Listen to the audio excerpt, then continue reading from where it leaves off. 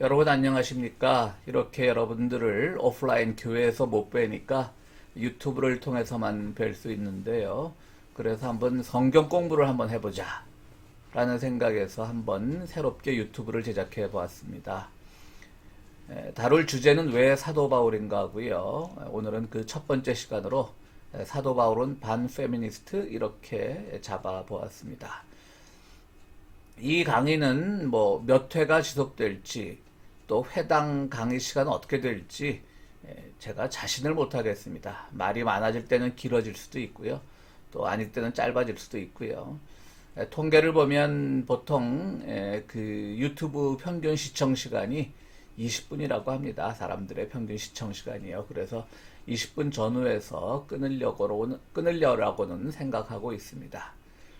여러분들 이 강의는 앞으로 우리가 교회가 다시 주일날 교회에서 만나는 날이 온다 할지라도 한번 지금 생각으로는 지속해 볼 생각입니다. 우리가 주중 집회가 없으니까요. 주중 집회를 대신해서라도 이렇게 한번 이 기회로 또 유튜브를 통해서 여러분들을 만나보려고 합니다. 그래서 이제 사도 바울 공부를 한번 시작해 보도록 하겠습니다. 사실 1970년대, 80년대 초반에 이르기까지 진보적 기독교인들에게 사도 바울은 공공의 적 같은 인물이었습니다. 공공의 적, 영화 제목이기도 하지요. 왜 제가 이렇게 좀 자극적인 표현을 쓰냐면요. 사도 바울 하면 예수의 실천적 가르침과 달리 관념적 믿음을 강조하는 사람으로 그렇게 진보적 기독교인들에게는 인식되었던 적이 있었던 것입니다. 사실 7, 80년대 한국의 억압적 상황에서 바울보다는 예수 운동이 더 강렬하게 다가왔던 것이 사실이지요. 그래서 사람들은 진보적인 기독교인들은 바울보다는 예수 정신에 따라서 군사 정권 내에 저항하고 또 사회 정의를 부르짖고 하던 그런 시절이 있었습니다. 사실 한국 교회는 70년대, 80년대 초까지만 해도 아주 진보의 산실이라고 해도 과언이 아니었죠. 지금 21세기 지금의 한국 교회와는 달랐습니다. 왜 이렇게 변했는가에 대해서는 다음에 다른 유튜브 강의를 통해서 여러분들과 한번 이야기를 나눠볼까 합니다. 오늘은 사도 바울이 주제이기 때문에 그까지는 나가지 않겠습니다. 그런데 90년대부터 바울 신학에서 신약 신학의 한 분야죠. 바울 신학에서 새 관점 학파, 뉴 퍼스펙티브라고 하는 학문적 접근이 소개되면서 바울에 대한 인식이 조금씩 바뀌기 시작했던 것입니다. 바울을 단순히 관념적인 사람으로만 보기에는 뭔가 부족하다. 이렇게 생각이 들기 시작했던 것이죠. 바울이 새롭게 읽히게 된 계기는요, 말씀드렸듯이 새 관점 학파의 출현이 있었고요. 두 번째로는 정치신학 혹은 정치 철학적인 접근으로 바울을 이해하는 학문적 경향이 생겨났습니다. 또 로마 제국과 바울의 관계를 살펴보는 연구들도 많이 생겨났고요. 또 무법의 관점에서 본 메시아 정치, 무법이라고 하면 우리 흔히 말하면 무법, 법이 없는 것, 또 탈법, 법을 지키지 않는 것 이런 것들은 상당히 부정적인 의미지 않습니까? 그런데 성경으로 돌아가 보면 사도 바울이야말로 율법으로부터 탈피하는 어떤 무법적 존재였죠. 그럼 그것을 오늘 메시아 정치와 이 사도 바울의 무법이라는 개념을 어떻게 연결시킬까 하는 그런 연구들도 진행이 되었습니다. 그러면서 사도 바울이 다시금 읽히게 된 계기가 되었던 것이죠. 먼저 새 관점 학파를 생각해 보면요. 1세기 유대주의의 관점으로 칭의 교리를 새롭게 해석했다. 이렇게 우리가 정의 내릴 수 있습니다. 무슨 말인고 하면 칭의, 즉 우리 기독교의 아주 중요한 교리죠. 믿음으로 의롭게 된다라고 하는 것입니다. 그러면 이것이 과연 사도 바울의 독창적이고 창조적인 생각이었느냐?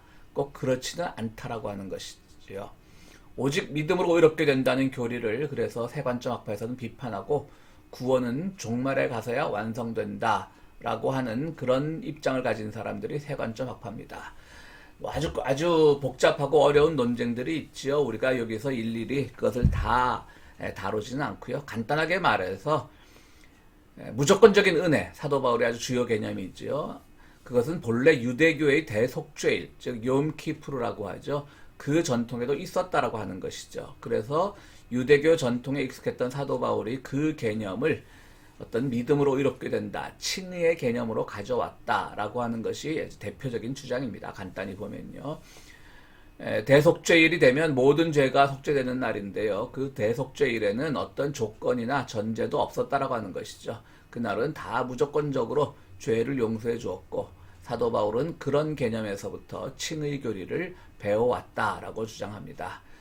제임스 던이라고 하는 사람이 이 논쟁을 처음 열었다라고 해도 과언이 아닐 정도로 세관점 학파에는 아주 대표적인 지위를 차지하고 있습니다. 반면 오늘 한국 교회들을 비롯해서 많은 보수적인 교회에서는 옛관점 학파, 즉 사도 바울의 그 본래적인 그 교리, 본래적인 칭의 교리를 가지고 사도 바울을 보는 것이 지금은 대세라고 해도 과언이 아니지만, 학계에서는 적어도 세관점 학파의 주장들이 그 지분을 아주 그 입장을 아주 넓혀가는 그런 단계에 와 있다는 것을 여러분들에게 말씀드립니다. 두 번째로 정치신학 혹은 정치철학적 접근에서 이루어지는 바울에 대한 연구를 보면요. 유럽의 진보적인 정치철학자들 혹은 유대교 학자들에 의해 바울 신학의 정치적 성격이 연구되기 시작했습니다. 대표적인 사람은 야곱 타우베스고요. 이 사람은 유대교 학자죠. 이 사람이 쓴 바울의 정치신학이란 책이 그린비 출판사에서 우리말로도 번역되어 출판되어 있습니다. 이 책 역시 또 아주 복잡하고 어려운 내용이니까 우리가 다 다룰 수는 없고요. 한 가지 에피소드를 통해서 그럼 타우베스가 말하고자 했던 것은 무엇인가를 살펴보고자 합니다. 타우베스가 스위스 쥐리히 대학에서 공부할 때 그 교수 중에 그리스 학자인 에밀 슈타이어라는 사람이 있었다고 합니다. 그런데 타우베스가 그에게 바울의 편지를 한번 읽어보라고 했던 것이죠. 다 읽어본 에밀은 이렇게 대답했습니다. 그리스어가 아니라 이디시어군요 라고 말했다는 것이죠. 이디시어라고 하면 유럽에 살던 유대인들이 지역 언어와 히브리어를 결합해서 사용하면서 생겨난 변형된 히브리어입니다. 주로 폴란드 유대인들이 많이 사용하는데요. 제가 최근에 넷플릭스 드라마 중에 그리고 베를린에서라고 하는 4부작 드라마를 봤는데요. 거기 보면 주인공이 이디시어로 된 노래를 부르는 장면이 4부에 나오고 있습니다. 아직도 유럽에서는 이디시어가 유대인들 사이에서는 많이 말해지는, 즉 언어로 사용되는 그런 언어이기도 합니다. 그러면 이 타우베스에게 에밀 교수가 이디시어라고 말한 이유는 사도 바울의 주장이 기독교인들에게 최적화된 내용이 아니라 오히려 히브리 사상에 가깝다는, 그러나 현대적으로 재해석될 수 있다는 내용을 가지고 있는 뉘앙스죠. 즉 우리가 알다시피 사도 바울의 서신들, 즉 신약의 서신, 모든 신약의 서신들은 그리스어로 쓰였죠. 원전은 전해지지 않으니까요.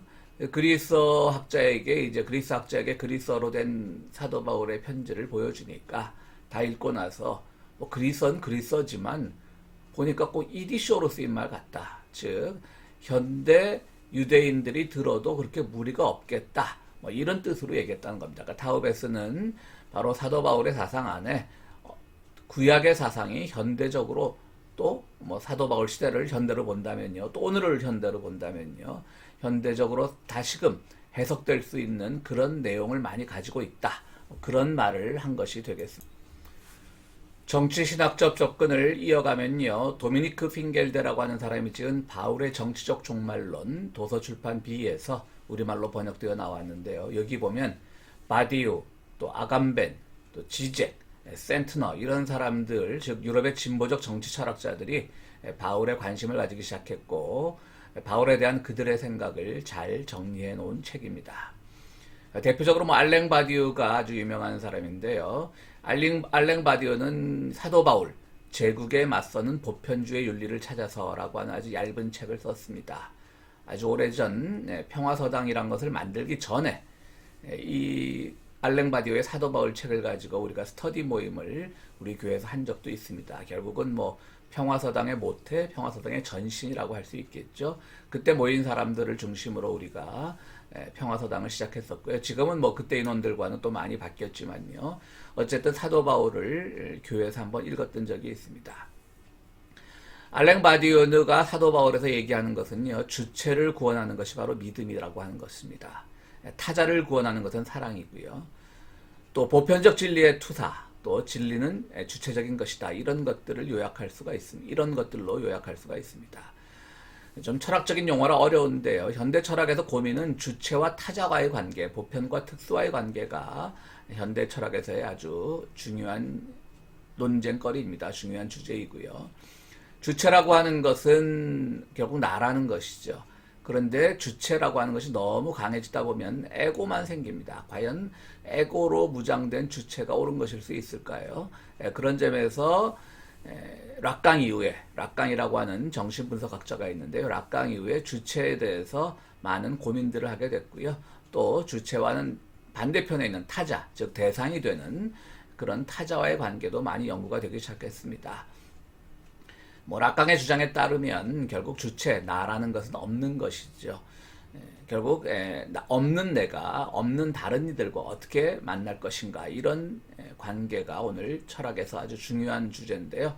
또 보편과 특수, 보편이라고 하는 것은 만고의 진리, 모든 사람들이 받아들여질 수 있는 진리, 그런 것이 되겠죠. 우리 기독교인에게는 하나님이라고 하는 분이 보편적인 진리의 근원이 될 것입니다. 그럼 특수, 개별이라고 말해도 좋고요.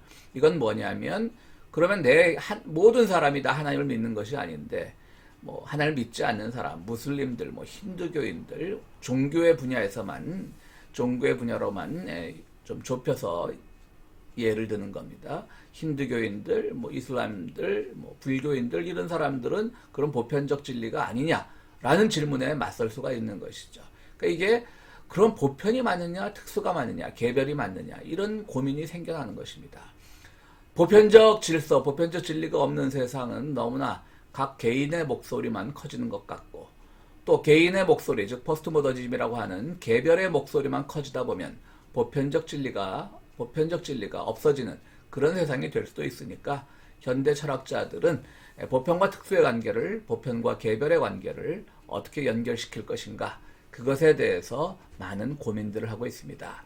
그래서 바로 알랭 바디우가 말씀드렸듯이 제국에 맞서는 보편주의 윤리를 찾아서라는 부제를 단 사도 바울이라는 책을 썼습니다. 이 말은 뭐냐면, 당시 제국, 즉 로마 제국이야말로 보편, 즉 팍스 로마나, 로마가 평화라고 합니다. 평화인 거죠. 보편의 근원이었죠. 그러나 예수께서는 그 제국에 맞서는 새로운 보편주의 윤리를 찾았다고 하는 것이죠. 그런데 그 보편주의 윤리는 이것만이 진리다, 즉 하나님만이 진리다, 예수만이 진리다 라고 하는 그런 전통적인 보편과는 다르다라고 하는 것입니다. 어떻게 보면 개별적인 보편, 참 말이 그렇죠. 개별은 개별이죠. 어떻게 개별적인 보편이 있을 수 있느냐. 그런데 이제 철학자들은 그런 관계를 찾으려고 하는 것이죠. 그래서 알랭 바디우도 그랬지만 많은 사람들이 주목하는 것이 빌립보서 2장에 나오는 케노시스 기독론입니다. 즉 본래는 하나님과 동등 본체였으나, 즉 본래는 보편적인 존재지만 죽기까지 낮아져서 자기를 비우셨다라고 하는, 비우셨다, 그것이 비웠다라고 하는 헬라어가 케노시스라는 말인데요. 결국 주체는 없지만 그럼에도 불구하고 그것은 또 보편적인 성격을 지닌다. 그렇게 우리가 좀 쉽지는 않죠. 좀 더 고민들을 해보시기 바랍니다. 더 고민들을 해보고 다른 책들도 한번 찾아보시면 좀 이해가 되시라고 믿습니다. 여기서는 그쪽으로 너무 들어가지 않겠습니다. 어쨌든 그거를 이해하는데 가장 좋은 것은 칸트의 말이 되겠죠. 너의 준칙이 보편의 준칙이 되게 하라. 즉 너의 준칙, 이건 개별적인 법칙이죠. 개별적인 주장입니다. 개별적인 진리관입니다. 그런데 너의 준칙이 보편의 준칙이 되게 하는 것, 가장 좋은 것이죠. 다시 말해서 우리가 기독교인이다, 우리는 기독교인으로서 하나님의 사랑을 말한다 라고 할 때 그것은 우리 복수인 우리들의 준칙이죠. 그럼 그게 보편의 준칙이 되려면 그럼 우리는 누구까지 사랑해야 되느냐? 그건 다 사랑해야 되는 것이죠. 우리 예수님께서도 너희들이 사랑할 수 있는 사람들만 사랑하게 되면 그건 사랑이 아니라고 하지 않습니까? 우리가 사랑할 수 없는, 나의 준칙은 모두를 사랑하라는 것인데, 그게 보편의 준칙이 되려면 사랑할 수 없는 존재들까지도, 우리와 인연적 지형이 다른 사람들까지도, 우리와 성적 지향성이 다른 사람들까지도 사랑할 수 있는 그런 데까지 나가는 것이 바로 오늘날 보편과 특수의 관계의 갈등을, 보편과 특수의 갈등을 해소하는 것, 그 단초는 아마도 칸트가 제일 먼저 제공을 했다라고 봐도 무리는 아닌 것입니다. 세 번째로 로마 제국과 바울의 관계를 보면요. 리차드 홀스리라고 하는 사람이 편집한 여러 사람의 논문을 다 모았다라고 한 얘기죠. 바울과 로마 제국이라는 책이 있습니다. CLC라는 출판에서 번역되어 나왔고요. 또 제국의 그림자 속에서라는 책도 있습니다. 한국기독교연구소에서 번역되어 나와 있습니다. 이 책에 실린 여러 학자들의 논문을 좀 요약해 보면요. 바울에게 예수 그리스도와 십자가의 부활은 그리고 재림은 로마 제국의 질서를 전복시키는 역사적이고 정치적인 사건이라고 말합니다. 그러면서 바울은 여러 가지 그리스어 단어를 통해서 제국과 저항하는 모습을 보여주고 있습니다. 예를 들어서 우리가 주님이라고 부르는, 우리 예수를 주님이라고 부르지 않습니까? 예수님 주님. 그것은 키리오스라고 하는 헬라어 그리스어인데요. 이것은 당시 로마 황제에게만 쓰던 존칭이었습니다. 그러니까 그 아주 위험한 도전을 한 것이죠. 사도 바울이. 감히 황제에게 쓰던 존칭을 조그만 기독교 공동체, 새로 시작한 그런 교회 공동체에다가서 소개를 하면서 이제는 로마 황제가 아니라 우리 예수님을 주님이라고 부르라고 가르치는 겁니다. 그러니까 이게 별거 아닌 것 같아도요. 표절이 아니죠. 로마 거다 표절했네 그런 게 아닙니다. 아주 과감한 결단과 학습을 한 것이죠. 또 우리가 잘 아는 복음이라는 말 있지 않습니까? 이것은 로마 제국의 예언을 성취하기 위해서 이 세상에 출현했다는 것이 로마 제국의 복음입니다. 그러니까 복음이란 말은 예수님의 복음이 아니라 본래 이 복음이란 말은 로마 제국에서 그 로마 제국 자체를 하나의 종교적 질서로 보고 그들이 앞으로 어떤 세상을 만들어 나갈 것인가, 그들이 세계를 어떻게 지배할 것인가 라고 하는 그런 말들에 대해서 복음이라고 하는 말을 썼다라고 하는 것이죠. 또 우리가 쓰는 믿음이라는 말, 이것은 바로 로마 황제가 세상에 복음을 준다는 것을 믿는 것. 복음이란 말은 기쁜 소식이니까요. 우리가 로마 제국의 일원이 되면 앞으로 우리가 모든 세상의 주인이 될 수 있고 모든 세상을 지배할 거야. 로마에 살던 사람들에게는 그것이 기쁜 소식이었겠죠. 그것을 바로 복음이라고 불렀던 것이고요. 그 로마 황제의 그런 말을 믿는 것을 믿음이라고 불렀다라고 하는 것입니다. 그러니까 사도 바울이 거기서 다 어떻게 보면 앞에서 말씀드렸듯이 표절이 아니라 다 차용을 해서 교회의 것으로 만들어 버린 것이죠. 또 의, 즉 정의는요. 당시 로마 황제였던 아우구스투스가 곧 정의였다라고 하는 그런 말에서 따왔고요. 재림, 우리 주님 재림하신다는 말 있지 않습니까? 이것은 파루시아라고 하는 원어인데요. 황제가 점령된 지역에 가는 것을 재림이라고 불렀습니다. 다 로마에 저항하는, 로마의 용어를 통해서 로마의 가치관에 저항하는 것입니다. 영적으로 깨어있고 준비하라는 말도 황제를 맞는 의전 용어였고요. 영접하라는 말도 정치적 용어였습니다. 또 데살로니가 전서 5장 2절에 4절에 보면 안전하다, 평안하다, 이럴 때를 조심해라 라는 말이 나오지 않습니까? 이 안전하다라는 말은 도시협정을 맺을 때 안전보장 용어였다라고 합니다. 그러니까 로마 제국이 어느 도시를 점령했을 때 이제 그쪽에서 항복문서를 받아낼 것 아닙니까? 그 항복문서를 받아내면 이제 너희는 우리가 안전을 보장해준다. 로마 쪽에서 이렇게 이제 서명을 하고 서약을 하겠죠. 그때 쓰던 말이 이제 안전하다라는 말이죠. 그러니까 그런 것들 믿지 말라라고 하는 겁니다. 안전하다, 평안하다 이렇게 할 때 조심해라. 바로 이 말을 지금 사도 바울은 하고. 네 번째로는 무법의 관점에서 메시아 정치인데요. 테드 제닝스라고 하는 시카고 대학 신학부에서 오랫동안 가르치던 분이 계셨습니다. 얼마 전 신문에서 부고 기사를 봤는데요. 이분이 2005년에 국내에도 번역된 데리다를 읽는다, 바울을 생각한다는 법과 정의의 관계를 고찰한 프랑스 현대 철학자 자크 데리다와 바울의 유사성에 주목해 저술한 책입니다. 2013년에 저술에 이번에 국내에 출판된 무법적 정의와 연작을 이루고 있습니다. 좀 말이 이렇게 제 강의 같지 않은 것은 이 부분은 한겨레 신문에 나온 테드 제닝스의 무법적 정의에 대한 서평에서 제가 따온 이야기입니다. 제닝스는 무법적 정의에서 플라톤과 아리스토텔레스 등 고대 철학자와 타우베스, 바디우, 아감벤, 데리다, 지젝 등 현대 철학자, 또 리처드 호슬리, 지금 다 앞에서 말했던 사람들입니다. 리처드 호슬리가 이끄는 바울과 정치연구 그룹을 비롯한 현대 신학자의 논의 등 그동안 나온 바울의 정치신학 논의를 망라해 기독교 성서 중 로마서를 한 문장씩 독해해 나갑니다. 그러니까 무법적 정의라고 하는 책은 아주 두꺼운 책인데요. 여기는 어떻게 보면 로마서 강해라고 할 수가 있죠. 그런데 전통적인 성서 강해는 아닌 것이죠. 루터와 칼뱅 같은 종교개혁자들이 제도와 문화로 변질돼 버린 중세 가톨릭을 비판하고 죄인인 개인들을 구원하는 것은 어떤 제도도 아닌 마음속 믿음이라고 정립한 이신칭의, 즉 믿음으로 이루어진다는 것이죠. 이 교리는 우리가 믿는 개신교의 핵심 중의 핵심이죠. 종교개혁가들은 이런 교리를 특히 바울, 그 중에서도 로마서에서 얻었습니다. 제닝스가 뒤집어버리는 것은 이 지점입니다. 제닝스가 보기에 바울이 문제 삼는 것은 타락한 인간 본성 같은 의심스러운 것을 개인이 아니라 의심스러운 것을 가진 개인이 아니라 불의한 사회 체제라고 하는 것이죠.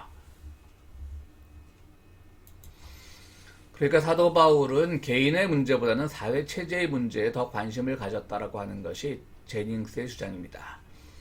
또 그의 책 한겨레 신문 서평을 계속 이어가면요. 종교개혁가들이 바울 신학을 개인의 내면 문제로 해석한 것은 바울이 쓴 서신들 안에 내재한 다이너마이트와 같은 폭발력을 가진 정치적 의미들을 보지 못하게 하는 결과를 낳았다고 봅니다. 다이너마이트는 두나미스, 우리 중년 신도인 두나미스가 다이너마이트의 어원이 됩니다. 많은 폭발력을 가지는 여러분들이 되길 바랍니다. 그러나 올바름을 정의로, 예수는 여호수아, 그리스도는 메시아, 은혜는 관대함으로 기존의 성서 번역에 사용된 용어를 당시의 역사적, 정치적 상황이 반영된 용어로 낯설게 하기만 해도, 다시 말해 새롭게 보기만 해도 그런 말이겠죠. 정치적 맥락이 드러나기 시작합니다. 제닝스는 나를 붙들고 있는 사회적 질서가 부정해한 이상 나는 내 손이 깨끗하다고 상상해서는 안 된다 라고 말하는 것이죠. 이렇기 때문에 선은 보다 포괄적인 정의의 도래를 열망할 수밖에 없다라고 말합니다. 다시 말해서 우리는 교회를 다니면서 선하게 살려고 노력하는 것 물론 인정합니다. 우리는 기독교인의 윤리를 지키면서 가능하면 이웃을 돕고 가능하면 우리에게 주어진 삶 안에서 욕심을 부리지 않고 그렇게 살려는 노력들을 그렇지 않은 기독교인들도 많지만요. 적어도 우리 평화의 교회 교인들은 그렇게 살려고 노력하는 것 제가 인정하고 있습니다. 그렇지만 제닝스는 아무리 착하게 살더라도 제국 미국에서 살아가는 한 기업형 농업, 공장노동 착취, 저개발 국가의 강제노동으로 생산된 물건을 사지 않을 수 없고 아프가니스탄에서 민간인을 살해하는 국가에 세금을 내지 않을 수 없는 미국 시민이 처한 상황을 예로 들어서 사회와 개인의 문제를 사도 바울의 입장에서 고민적으로 접근하고 있습니다. 지금까지 왜 사도 바울이 현대에 와서 다시금 중심에 서게 되었는지, 예전의 오명, 즉 기독교를 관념화시킨 사람이라는 비판으로부터 벗어날 수 있었는지의 배경에 대해서 살펴봤습니다. 그럼 이제 본격적으로 사도 바울 공부에 들어가는데요. 먼저 사도 바울이 쓴 서신은 모두 신약의 13편이 있죠. 로마서, 고린도전서, 후서, 갈라디아서, 에베소서, 골로새서, 빌립보서, 빌레몬서가 있습니다. 또 데살로니가 전서, 후서, 디모데전서, 후서, 디도서 다 합쳐서 모두 13편인 것이죠. 이 중 에베소, 빌립보, 골로새, 빌레몬서를 감옥에서 수감정이 썼기 때문에 옥중서신이라고 부릅니다. 그 중에 빌레몬서는 교회로 보낸 것이 아니라 빌레몬이라고 하는 한 개인에게 보낸 편지이기도 합니다. 디모데 전서, 후서, 디도서는 목회적 입장에서 썼기 때문에 목회서신이라고 부르기도 합니다. 사도 바울을 급진적인 정치 신학자로 보아도 여전히 논쟁거리는 남아 있습니다. 대표적인 것을 세 가지로 요약해 보면요. 로마서 13장 1절 이하에 나오는 위로부터의 권세에 복종하라를 어떻게 볼 것인가라는 것이죠. 그렇게 정치적으로 급진적인 사람이 어떻게 로마 권세에 복종하라는 말을 했느냐라고 하는 그런 반론이 있는 것입니다. 여기에 대한 많은 논쟁이 있습니다. 어떤 이들은 사실은 그가 이 말을 잘 분석해 보면 그런 뜻에서 쓴 것이 아니다. 오히려 저항적인 것에서 쓴 것이다 라고 말하는 주장하는 학자들도 있고요. 한편으로는 또 그 부분은 후대에 삽입되었을 가능성이 있다. 로마 제국하에서 살아남기 위한 어떤 방편으로서 후대에 삽입되었을 가능성이 있다. 이렇게 말하는 사람들도 있습니다. 어쨌든 이것은 여전히 뜨거운 감자로 남아 있습니다. 또 빌레몬서에 나오는 노예 해방 문제는 어떻게 볼 것인가? 빌레몬서는 앞서 말씀드렸듯이 빌레몬이라는 사람에게 보내는 편지죠. 사도 바울은 갇혀 있을 때 거기서 탈출한 노예 오네시모라고 하는 사람을 만나게 되지요. 그런데 당시 법에 따르면 탈출한 노예는 주인에게 돌려보내지게 되고 그러면 그의 생사 여탈권은 주인이 갖게 됩니다. 1세기 기독교인이라 할지라도 즉 사도 바울에게 우호적이었던 빌레몬이라고 할지라도 탈출한 노예에 대해서는 굉장히 엄격할 수밖에 없었겠죠. 그래서 앞으로 이 오네시모가 감옥을 나가서 너 당신에게로 돌아가면 그러지 말고 그를 동료로서 잘 받아들여라. 이렇게 말하는 내용이 바로 빌레몬서 내용이죠. 사람들은 비판합니다. 노예 해방을 주장해야지 왜 다시 돌아가라 그러느냐 라고 사도 바울을 비판하는 사람들도 있는데요. 1세기의 시각으로 봐야 될 겁니다. 노예 해방을 그가 그 당시에 말했으면 참 좋았겠지만 적어도 그를 동료로 받아들여라. 나에게도 좋은 사람이었다 라고 하는 그런 말을 쓴 것만 봐도 사도 바울은 상당히 이 노예 제도에 대해서 전향적으로 생각했을 수 있다라고 하는 것이죠.